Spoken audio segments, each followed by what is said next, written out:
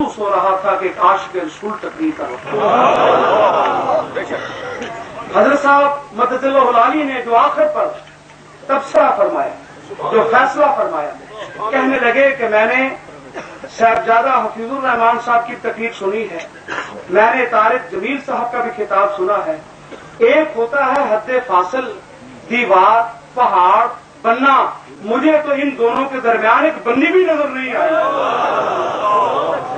اور اگر یہی تبلیغی مشن ہے ہمارا بھی اور ان کا بھی، تو پھر کیوں نہ ایسا ہو کہ کسی ایک ہی پلیٹ فارم پر اللہ اور کالی کملی والے کو یاد کر لیا جائے۔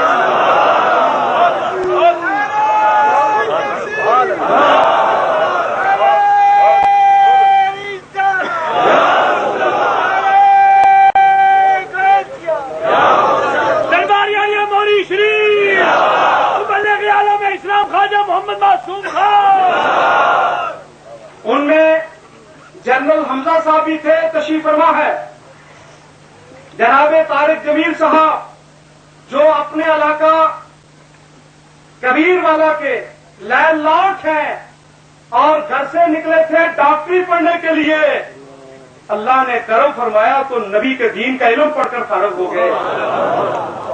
کوئی ڈاکٹر، کوئی انجینئر، کوئی تاجر، کوئی کون۔ حضرت صاحب نے فرمایا پھر ایسا ہو کہ کیوں نہ 9-10 اپریل دربار شریف میں جو سالانہ عرص مبارک ہے، آپ بھی اس میں آئیں اور اسی میں اللہ کا ذکر ہوگا، اللہ کے حبیب کا ذکر ہوگا۔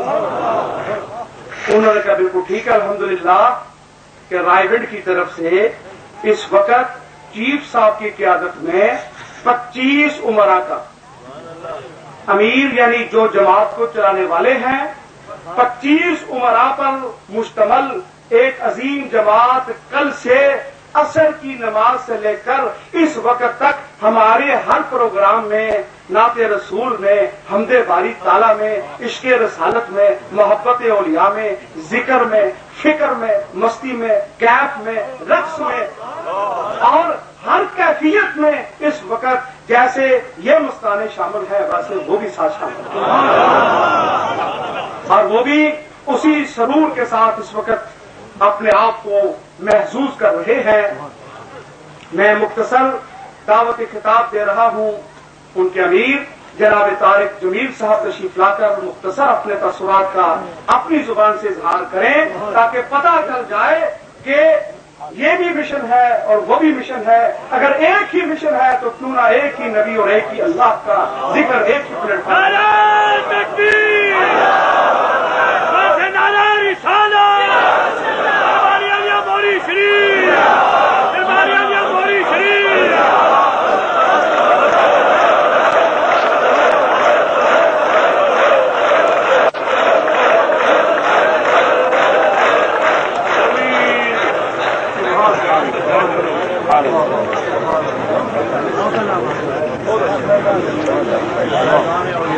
الحمد لله الذي تجري بأمره المقادير وخلق كل شيء فقدره تقديرا، ونصلي ونسلم على أشرف الأنبياء والمرسلين بعث إلى الخلق عامة وخاصة إلى يوم القيامة بشيرا ونذيرا۔ جناب چودھری محمد اکرم صاحب صوبائی وزیر اوقاف حکومت پنجاب خصوصی طور پر تشریف فرما ہو چکے ہیں۔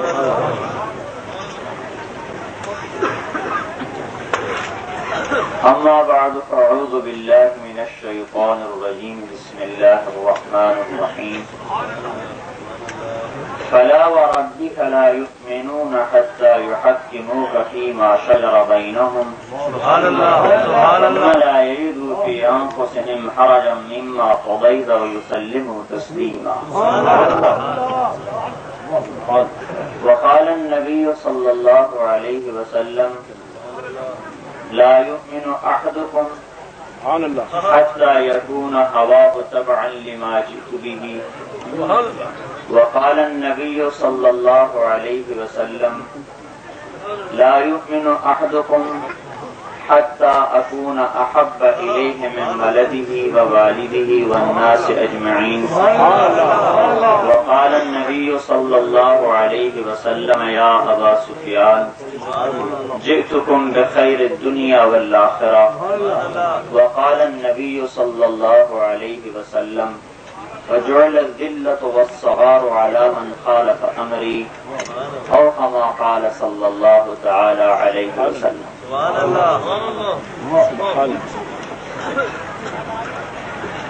سبحان اللہ. میرے محترم بزرگوں، بھائیوں، دوستوں، یہ اللہ جل جلالہ کا احسان ہے، کرم ہے کہ اللہ پاک نے ہمیں حضرت والا کی برکت سے آپس میں جمع فرما دی. ایسے نبی پاک صلی اللہ علیہ وسلم اللہ اور بندوں کے درمیان واسطہ بنے. آج حضرت اقدس کی ذات ہمارے اور آپ کے درمیان واسطہ بنے.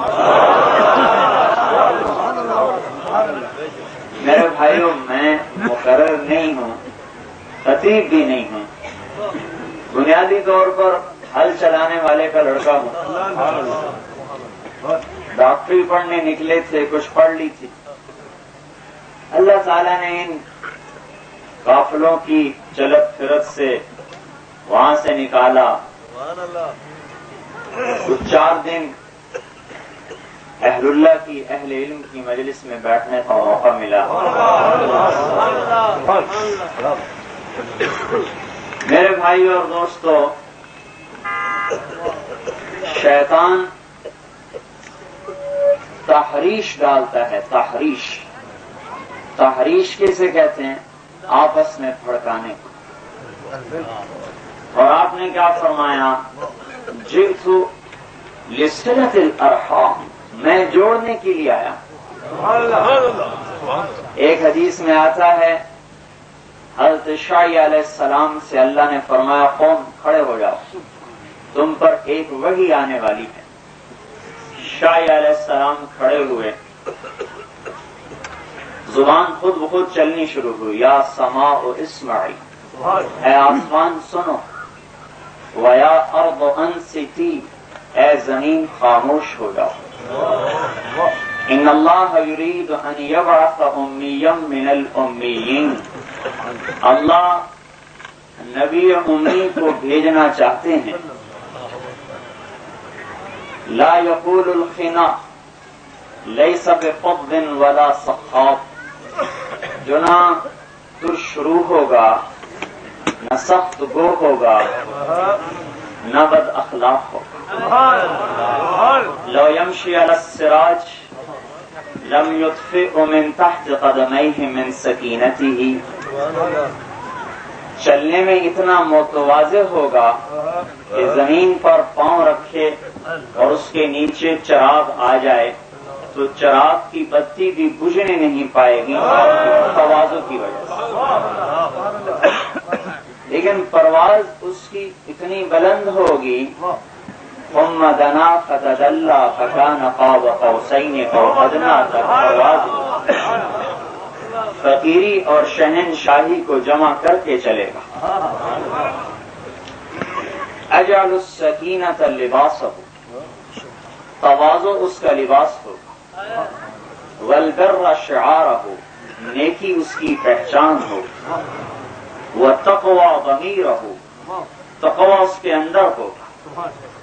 العفو والمعروف خلقہ، درگزر کرنا، معاف کرنا اس کے اخلاق ہوں گے. 22 برس قتل کی اسکیمیں بنانے والوں کو، 20 برس قتل کی اسکیمیں بنانے والوں کو ایک بول سے فرما دیا لا تثریب علیکم اليوم انتم الطلقاء، تم سب اے مکے والو آزاد.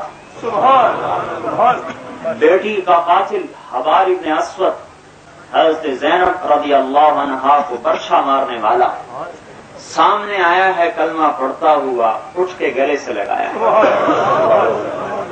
چچا حمزہ رضی اللہ عنہ کا قاتل وحشی کلمہ پڑھتا ہوا آیا ہے، اٹھ کے گلے سے لگایا ہے، حالانکہ صحابہ نے کہا یا رسول اللہ وحشی، یا رسول اللہ وحشی آ گیا، اجازت ہو قتل کریں۔ آپ نے فرمایا دعوہ، چھوڑ دو، لاسلام رجل واحد احب الی من قتل الف کافر، ایک آدمی کا کلمہ پڑھنا 1000 کافروں کو قتل کرنے سے مجھے زیادہ محبوب ہے۔ الصدق والوفاء، طبیعتہ، سچائی اور وفاداری آپ کی طبیعت ہوگی۔ وعلم به بعد الجہالہ، لوگ مجھے بھول چکے ہوں گے، اس کے ذریعے سے میں پہچانا جاؤں گا۔ میرے بھائیو، ہم نے اللہ کو نہیں پہچانا، ہم نے محمد الرسول اللہ کو پہچانا، آپ نے ہمیں اللہ کی پہچان کرائی۔ ایک بات ضمن میں عرض کر دوں، لو کان البحر مدادا لکلمات ربی، سمندر سیاہی بن جائیں۔ سبحان اللہ۔ دوسری آیت، ما فی الارض من شجرۃ اقلام، درخت قلم بن جائیں، اللہ کی تعریف لکھی جائے۔ لنفد البحر قبل ان تنفد کلمات ربی، سمندر ختم، قلم ٹوٹ جائیں گے، اللہ کی تعریف ختم نہیں ہوگی۔ اس کی ایک اور تفسیر، کلمہ، نبی اللہ کا کلمہ ہوتا ہے، کلمۃ القاہا الی مریم، نبی اللہ کا کلمہ ہوتا ہے۔ محمد مصطفیٰ صلی اللہ علیہ وسلم خاتم الانبیاء ہیں اور جامع صفات الانبیاء ہیں، لہذا آپ کلمات ہیں، اللہ کے کلمات۔ اب اسی آیت کو نبی پاک صلی اللہ تعالی علیہ وسلم کے بارے میں پڑھوں گا۔ قل لو کان البحر مدادا لکلمات ربی، اگر سارے سمندر میرے رب کے محمد کی تعریف کے لیے سیاہیاں بن جائیں، سبحان اللہ، لنفد البحر قبل ان تنفد کلمات ربی ولو جئنا بمثلہ مددا، سب ختم ہو جائیں گے لیکن نبی پاک صلی اللہ علیہ وسلم کی تعریف ختم نہیں ہوگی۔ اسی کے ضمن میں ایک اور بات کہ میرے بھائیو، ولی ولی کو پہچانتا ہے، بے شک، ابدال کی پرواز کو نہیں پہچان سکتا۔ ابدال ابدال کی پرواز دیکھتا ہے، قطب کی پرواز نہیں دیکھ سکتا۔ سبحان اللہ، قطب قطب کی پرواز دیکھتا ہے، قطب الاقطاب کی پرواز نہیں دیکھ سکتا۔ قطب الاقطاب کی پرواز دیکھتا ہے، غوث کی پرواز نہیں دیکھ سکتا۔ غوث کی پرواز دیکھتا ہے، نبی کی پرواز نہیں دیکھ سکتا۔ نبی کی پرواز دیکھتا ہے، خاتم الانبیاء کی پرواز نہیں دیکھ سکتا۔ اپنے نبی کو صرف اللہ نے جانا اور کسی نہیں جانا، حبیب کا ترجمہ ہی نہیں ہو سکتا۔ آپ نے عرشوں پہ عرض کی، یا اللہ اتخذت ابراہیم خلیلا، آپ نے ابراہیم کو خلیل بنایا، وموسیٰ کلیمہ، موسیٰ کو کلیم بنایا، وسخرت لداود الجبال، داؤد کے لیے پہاڑ مسخر کیے، ولسلیمان الریاح، سلیمان کے لیے ہوائیں تابع کی، وأحییت لعیسی الموتى، عیسیٰ کے ہاتھ مردے زندہ کیے، فماذا جعلت لی، میرے لیے کیا ہے؟ آپ نے فرمایا اولیس قد اعطیتک افضل من ذلک کلہ، کیا میں نے آپ کو ان سب سے اعلیٰ چیز نہیں دی؟ کہ اما انت فحبیب اللہ، آپ میرے حبیب ہیں۔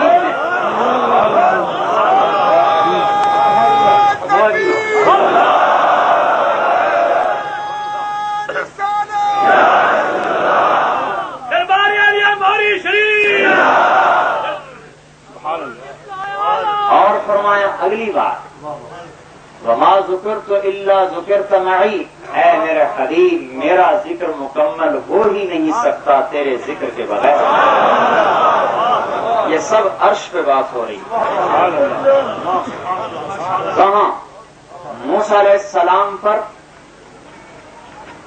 ایک آپ کو سائنس کی بات بتاتا چلوں، یہ خلا اتنی بڑی ہے کہ اگر ایک جہاز چلایا جائے جس کی رفتار 1,86,000 میل فی سیکنڈ ہو اور وہ 1 ارب سال اڑتا رہے تو آسمان کے نیچے کی خلا کو ناپ نہیں سکتا. سبحان اللہ. تو اوپر کتنا ہوگا؟ جب عرش کے اوپر 70,000 پردے، وہاں سے ادنا تجلی نور کی پڑی تو موسیٰ علیہ السلام کو 40 دن ہوش نہیں آیا. خر موسیٰ صعقا، بے ہوش. اور یہاں ثم دنا فتدلى فكان قاب قوسين او ادنى. اور جب سامنے کھڑا یا حبیبی ادن منی، میرے حبیب قریب آؤ، قریب. یا حبیبی ادن منی، میرے حبیب اور قریب آؤ. پھر تیسری مرتبہ یا حبیبی، اے میرے حبیب ادن منی، میرے قریب آؤ. عرش کے اوپر کے پردے جو 70,000 بھی چاک ہو گئے اور اللہ اپنے سامنے 3 مرتبہ قریب کر کے یہ خطاب فرما رہے تو کتنی پرواز ہوگی اس نبی کی بھائی. لہذا اللہ کے علاوہ اپنے حبیب کو کوئی پہچان نہیں سکتا.